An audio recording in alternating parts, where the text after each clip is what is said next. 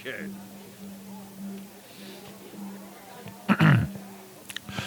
Good morning, everyone. I think we're ready to start. So I'm James Oyster, or you can call me Jim. I'm one of the signatories to the petition that was delivered today to the governor.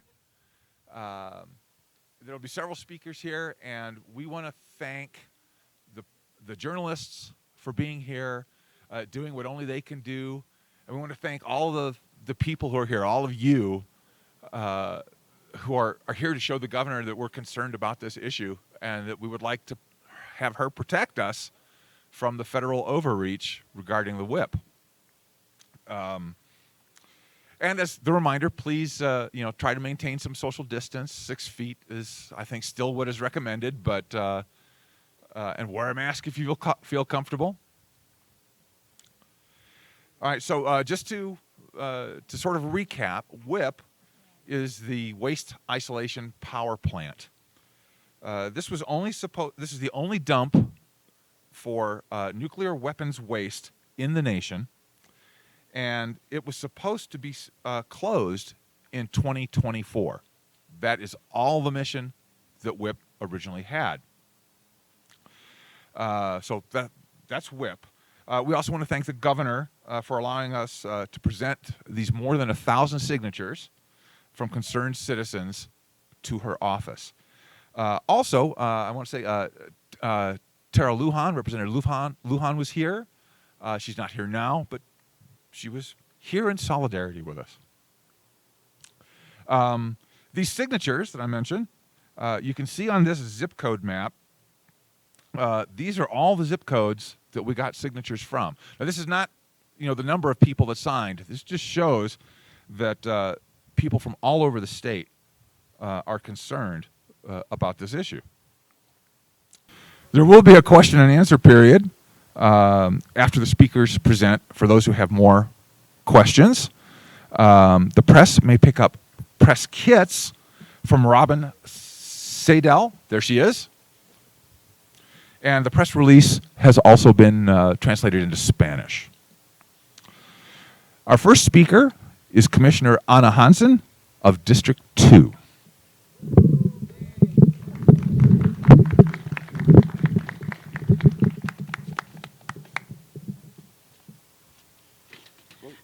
Good morning, everyone. Thank you. I want to start by taking a moment of silence for the people of Ukraine who are fighting a deadly fight against a huge nuclear power. I feel that it is our responsibility as citizens and residents of New Mexico who are also basically a large nuclear power to stand in solidarity with our brothers and sisters in Ukraine. And so if we could please take a moment of silence for them, and also remember that they gave up their nuclear weapons for protection from the West. We owe them protection. They did the right thing by giving up their weapons and leading the way. And we in New Mexico could also give up the weapons here.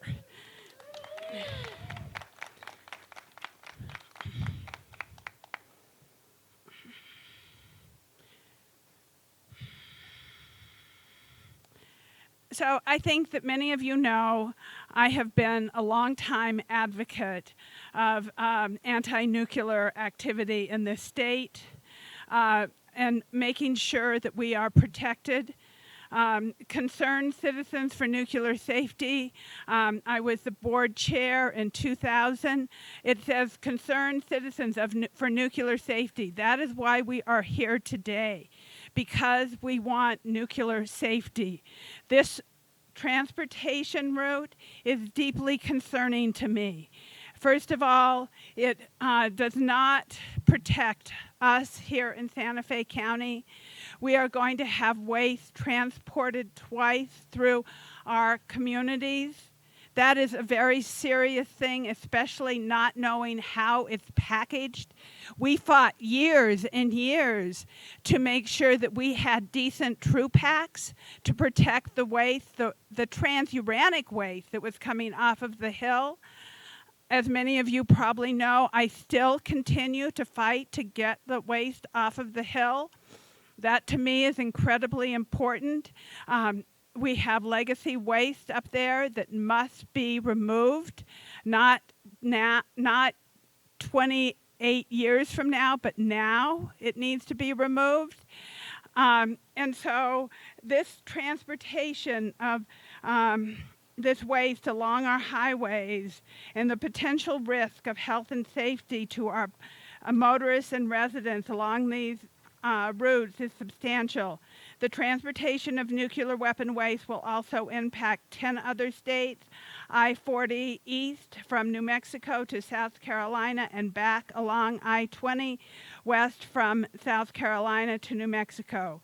The waste that needs to go to WIPP needs to be from legacy waste at Los Alamos, period. And we do not need to be set on the back burner ahead of Idaho and Washington and other states with having their waste sent to WIPP. I represent District 2 in Santa Fe County. Two of my other commissioners in District 4 and 5 also held town halls informing people of this issue. We had probably over 200 people turn out for both of those town halls. I held mine at the Nancy Rodriguez Center. And you know, it's so important to spread the word and inform people of this. When Cindy and I had the ability to speak in front of the radioactive and nuclear waste transportation, nuclear waste committee for the Roundhouse, they agreed to write a letter. You know, these are important things that keep the momentum going. This is another process in keeping the momentum going and making sure that we are bringing this topic to the forefront. I have also brought it up at the New Mexico Transportation Committee for the state of New Mexico, which oversees DOT. So these are other places where we can get our message out, and we must work to get the message out. So thank you. I'm going to be brief because there are many other speakers, but I thank you all for being here. Please keep Ukraine in your prayers and send them love and support. Thank you very much.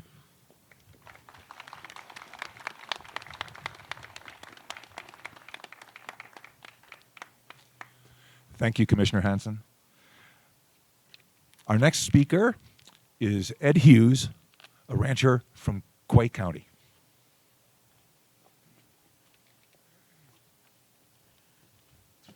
Good morning, ladies and gentlemen.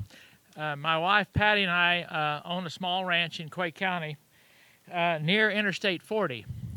The expansion of WIPP that the Department of Energy is planning will impact our ranch as well as many others. These new shipments proposed of 48-some tons of concentrated plutonium will pass our neighborhood, our area, our place twice. First, it'll be transported from Amarillo to Los Alamos National Labs for processing. Second, it will come back the same route from Los Alamos on 40 all the way to South Carolina. And it will pass us in powdered plutonium form, which is its most dangerous form. And finally, it will pass more communities along Interstate 20, coming back again to WIPP, as Commissioner Hansen has spoken of. We think of the many thousands and thousands of acres along these routes, ranch land, farmland, communities, people. And we, my wife and I, as well as you all, we're deeply concerned about what will happen, or what Sandia National Labs has even written reports saying that powdered plutonium is almost impossible to remove. So what that means is any accidental release of this powdered plutonium will mean that all land and buildings contaminated anywhere this happens, it'll be contaminated forever. It will have to be abandoned forever, as well as the people that live there, no more. It'll be an exclusion zone for thousands of years. This land is really the lifeblood of our family, of our community, our businesses, our future, and our hopes and dreams for our children and our grandchildren. That's what we're risking.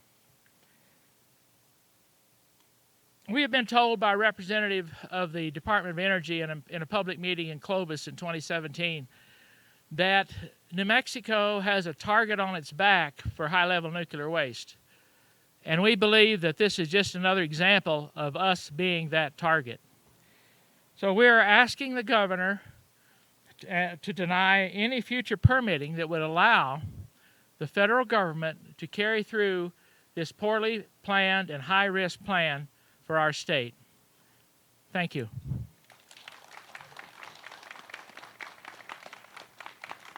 Thank you, Ed.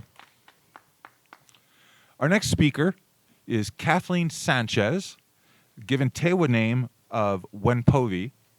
She's an elder of the San Ildefonso Pueblo and a founding mother of the Tewa Women United, which you see here.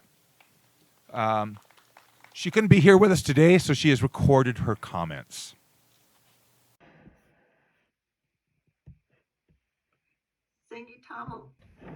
Sengitamo, umbia gindi. No, Wenpovi ang omu. Ohoge uingewi ang omu. I am Elder Kathy Wenpovi Sanchez, born and raised in San Ildefonso Pueblo. I have lived here all my whole life, and I know the struggles and joys of living in a communal way of sharing and caring for all relations. I wholeheartedly believe in beloved communities. Thus, as a part of Tewa Women United, we believe that sovereignty is living truth from our hearts, living with Tewa embodiment into our lifeways with hopefulness for all life. This also includes social activism to assure the health and safety of families, communities, peoples, children, sacred spaces, and all of Mother Earth. I have an urgency to what I am about to say. We land-based peoples were robust, thriving farming communities. We still do family farming to meet our urgent sustainable needs. This again is being threatened. Thus, a part of Tewa Women United's mission is that of ending all forms of violence against Mother Earth and promoting peace in New Mexico.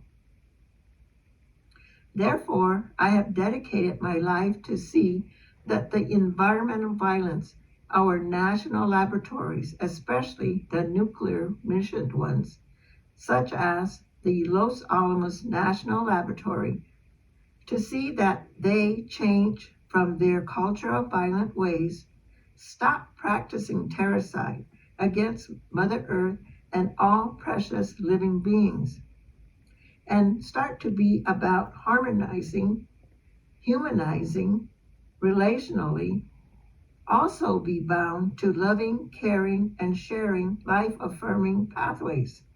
Thus, it becomes clear in stating the creation of nuclear weaponry uses plutonium, and that plutonium has to be transported on our highways.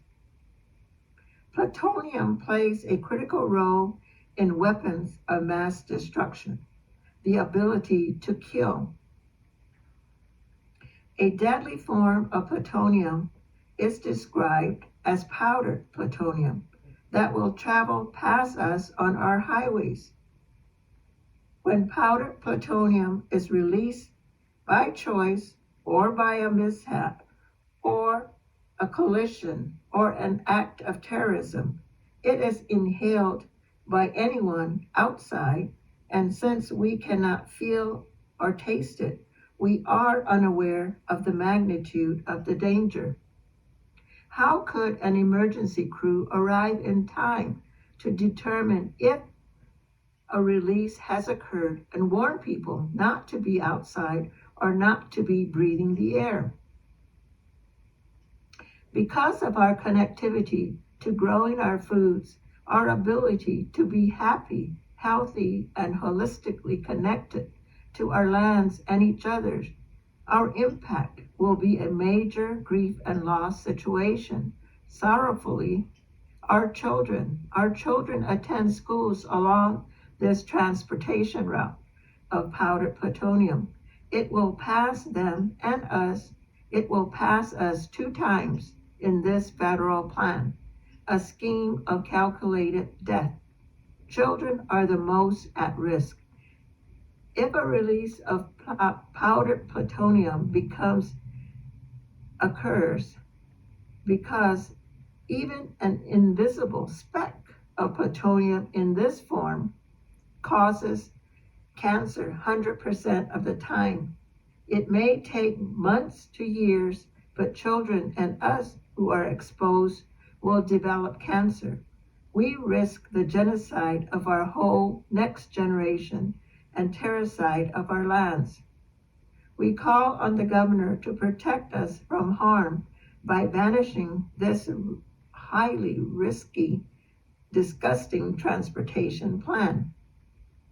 Thank you for listening from your heart-centered consciousness. Gutta. Thank you. Viwoayini. Be with life-affirming blessings. I like the drums back there. Our final speaker today is Cynthia Wheeler. She's the co-chair of 285 All, which is a community organization that addresses issues that affect all the 23 communities that are along Highway 285 south of Santa Fe. So, thanks for coming. Today, I'm not only speaking for the communities along Highway 285,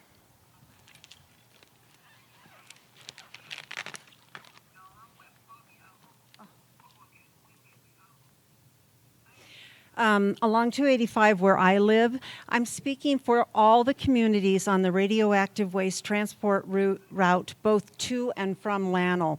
So that includes 502, the 4 pueblos that are on that route, the bypass around 599, the southern edge of Santa Fe, and all of the farmers and ranchers all the way along Interstate 40 to the Texas border.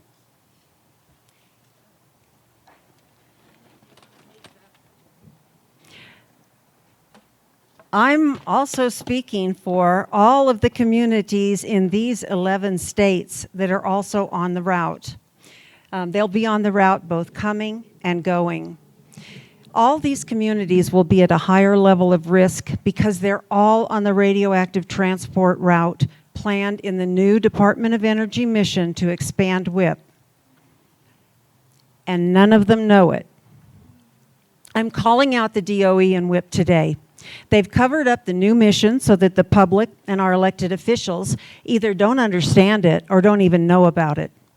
They refuse to meet with us. They distort the facts given to the media, even redefining words like transuranic so that now it means not that harmful when it really means nothing of the sort.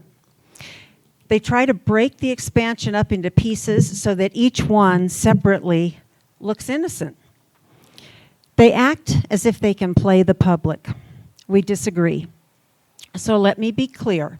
DOE is changing WIPP in every fundamental way, and it will have a huge effect on us. 1, the waste will be an unauthorized and much more dangerous form of plutonium. 2, when added to the huge new waste stream from new pit production, WIPP will need to hold 50% more waste than is allowed. 3, instead of stopping shipments of waste to WIPP in 2024, it will continue taking more for most of the rest of the century. 4, the shipments past our communities will increase many times over, and much of that waste won't be traveling in TruPack containers. This information comes from the Federal Register and the National Academies of Sciences. New Mexico agreed to host WIPP after carefully crafting agreements that limit what the federal government can do with it.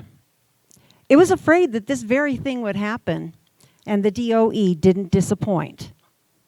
WIPP's mission can only be changed if the DOE breaks every legal agreement it made with New Mexico in order to get it to host the WIPP site in the first place. These agreements are still in place. To break them without changing the law or the permits, they are not allowed to break them without changing the law or the permits, and New Mexico simply needs to insist that they be honored, something that the New Mexico Environment Department has refused to do. You know, the DOE is right to withhold this information from New Mexicans. It's unethical, it's illegal, but it's the right thing to do because when the public is told, it says no. Over 1,000 New Mexicans in all of these zip codes shown on this map signed this petition as soon as they saw it. This is the first any of them had heard about WIPP expanding, the first time the risks had been explained. So today, we delivered the petitions to the governor that many of you signed. The signers asked for her protection from this federal overreach. We ask her because she has the tools in the form of these agreements to stop this. The petition says that her constituents support any actions she takes to protect them from this planned expansion, and that it's time for DOE to find other sites for new waste. We've requested a response by March 15th. New Mexico has done its part. Our agreements need to be honored. We made them in good faith, and the DOE should not be trying to pull a last-minute bait and switch by bringing waste to WIPP that wasn't agreed to. More importantly, the DOE doesn't get to put us at risk quietly, in secret, and in an information blackout. If it wants to try to put us at risk, it needs to do so openly and in the full light of day.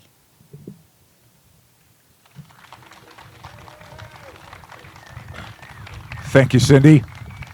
Also, thank you to Anna and Kathleen, and thank all of you for coming. If anyone has any questions, we open up the press conference to questions at this time. Step forward so we can hear you, and then... Isn't the DOE required to renew the social contract with New Mexico, given that the mission has changed substantially from what it was originally supposed to be? All right, the question was, isn't DOE required to renew the contract with New Mexico, given the substantial changes that are happening in this new mission? Who would like to take that? I think the simple question is yes. That would, yeah, that certainly seems to me that they should do that, or at least the governor should hold their toes to the fire. Anyone else? Yes, ma'am.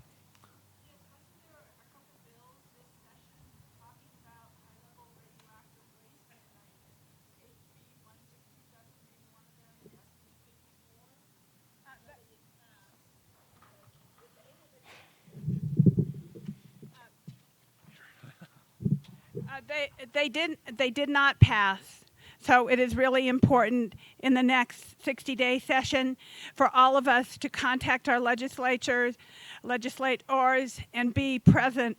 Representative Steinborn, Matthew McQueen, and Representative Tara Lujan have been vigilant on this request, and this would have made some impact, but also the letter that was sent from the Radioactive and Hazardous Waste Committee to the governor is also important. And Jeff Steinborn, Senator from Las Cruces, is the chair of that committee, and he needs our support. They all need our support. They all need to know that we are here standing behind them and working with them. So it would have helped to some extent, but what we need to do is put pressure on the governor.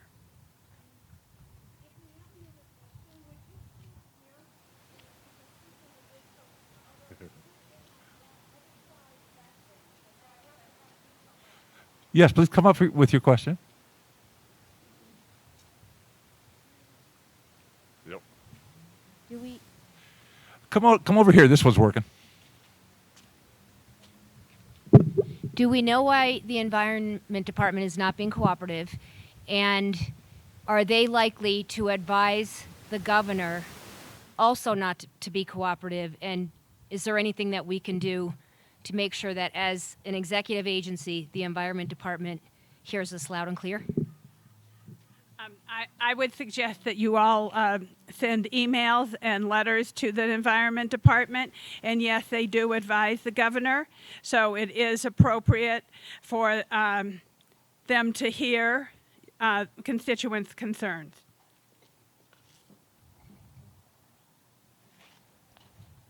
Hi, I'm Joni Ahrens. I'm a co-founder of Concerned Citizens for Nuclear Safety. One thing is to become familiar with the CNC agreement, which is a consultation and cooperation agreement that Jeff Bingaman, when he was Attorney General, negotiated with DOE about the WIPP site. And we'll have a fact sheet on our Stop Forever WIPP webpage. That's number one. And then there's a provision in there that says that the public is a party to this agreement. And we need to use our public part to be able to convey to the other parties, which are the governor and the state agencies, that we want them to be negotiating with DOE, we want a seat at the table, and we don't want this expansion. And we need to continue to write the letters to the editor. We need to be on the radio stations talking about this. This is a threat. And as a co-founder of CCNS, I believe DOE when they said, we're going to clean up the entire DOE complex of transuranic waste in 25 years, and then we're going to close WIPP. And just in an article by the Carlsbad Argus this week, they said, oh, we're going to keep it open until 2050 with nothing. And so we have to build up our outrage beyond your attendance here at this press conference. Our outrage needs to say, we have rights under this agreement, number one. Number two, we want to be at the table during the negotiations, and we oppose any expansion of WIPP, because this is what DOE said 25 years ago. We're going to clean it up, and we're going to close WIPP in 25 years, which is 2024. So with that, you know, we have a Stop Forever WIPP webpage, and there's a lot of information on there, but we need to build that effort. So your participation would be greatly appreciated. Thank you, Joni. There's a question there. Come on down.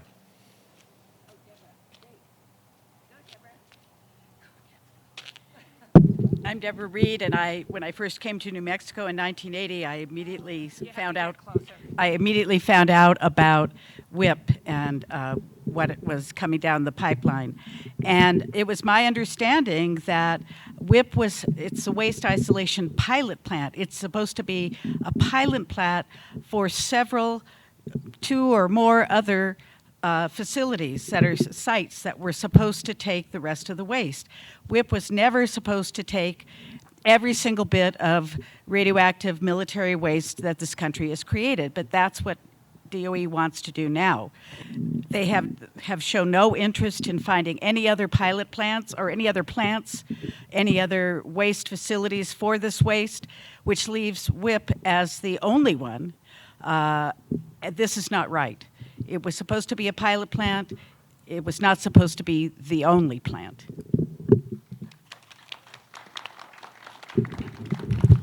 Yes, sir, in the back.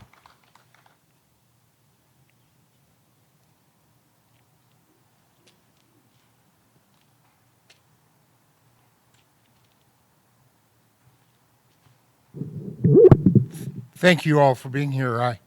I'm the Secretary of the Veterans for Peace in Albuquerque. We have members in central and southern New Mexico as well.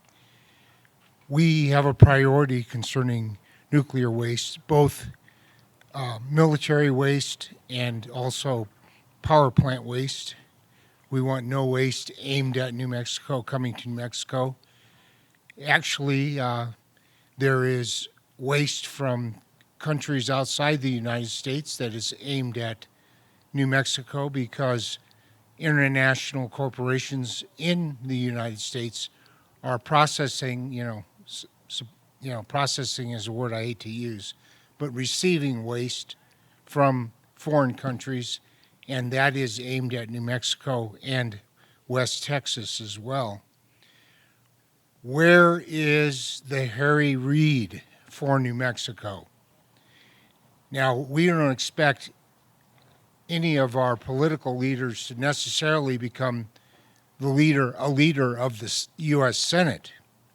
However, Harry Reid said that he would lay down in the tracks at Yucca Mountain in order to stop waste from coming to Nevada, to Yucca Mountain. We need leaders that will lay down on the interstate, on the highways. I know that probably many of the people here, I know that Sally Alice Thompson of the Albuquerque Veterans for Peace said that she would stand in the highway with her walker and be arrested. I will too. And I hope that everyone here seriously considers doing that and seriously considers being arrested. We need that now because it should have been done when WIPP started, but it's not too late to do it. So I will be there.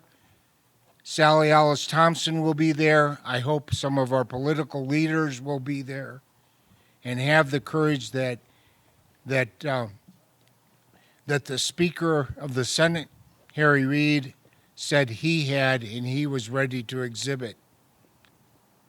Thank you.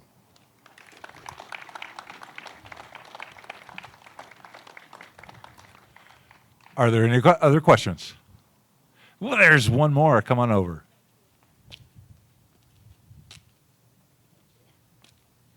Hi, good afternoon. Kathleen Burke, Bernalillo County. I have a question for the experts in the room. Thank you. Would a green amendment be helpful to this process at this point? A green amendment, would that be helpful to stopping this? Any experts in the room? I would say possibly, but are there any other experts that want to come in? Joni? I'm sorry, I didn't understand what amendment? Would the green amendment, would having a green amendment be helpful to preventing this? I don't.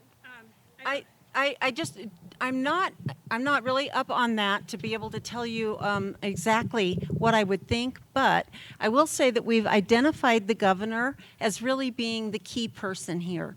She's the one who has some ability to make changes for us, and the legislature, we found, is just kind of, because it's a federal issue, is not able to help us as much as we'd like. I'm sorry. Thank you. Commissioner Hanson, did you want to? Yeah, I agree. This is a federal issue, and I suggest, as the speaker before, contact Senator Heinrich, contact Senator Ben Ray Lujan, contact Teresa Ledger Fernandez, Melanie Stansberry. Let them know how you feel about this. This is a federal issue. So that is my belief. That is what I try to talk to them about. They do not like to talk about this issue. I'm sure many of you already know that. But doesn't mean we have to stop talking to them. It means that we have to talk more. Thank you, thank you, thank you. Is there anybody else in the audience who would like to comment on the Green Amendment and how it might be helpful in prevention? Athena, why don't you? Yeah, thank you. Well, and we might, because this is for... It's also it might be related, but I think it's also a little off topic for this press conference. Thank you. Thank you. But- Thank you. Appreciate it.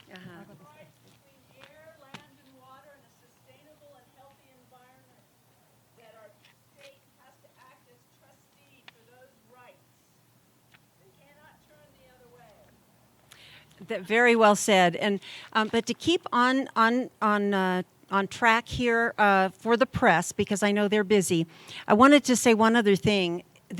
People have been saying what you can do, and they're wonderful suggestions, but there's one other thing you can do. We can give presentations to any group that's interested. We would be happy to. We do it. We'll travel to get there. We did it in the town halls, and that gave a lot of people this information that they didn't have.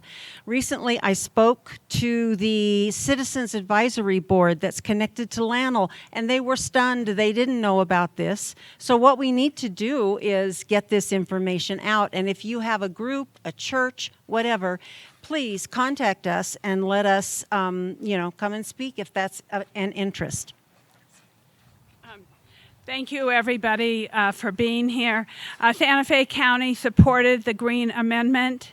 Just so you all know, Santa Fe County also wrote a resolution opposing high-level waste being transported through the boundaries of Santa Fe County. Santa Fe County is a leader, and I am honored to be part of that leadership that is representing all of the citizens here. Thank you very much. So unless there are any other questions, I think that will do it for us.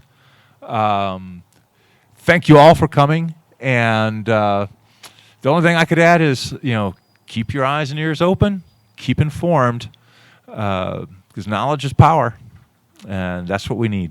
Thank you.